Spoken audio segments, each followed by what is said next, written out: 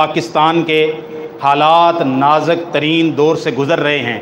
हमेशा ही गुज़रते हैं, लेकिन इस वक्त हैं। मैं नौजवानों को कहूँगा, एक मिंबर का नुमाइंदा होकर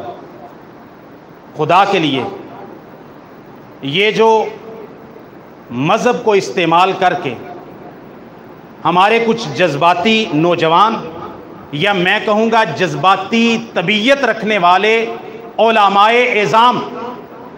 मज़हब की आग भड़का के अपने सियासी मुखालिफिन को पछाड़ना चाहते हैं,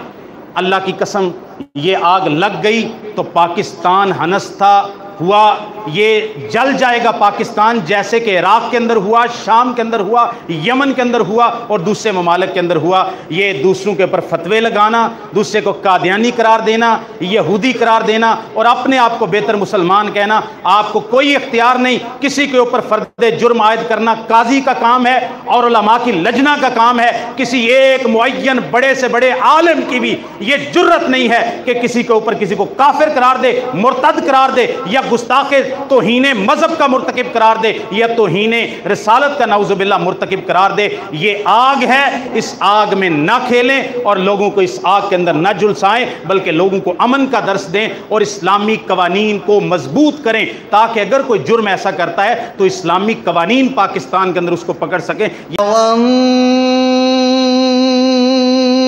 नज्मी इज़ा गवा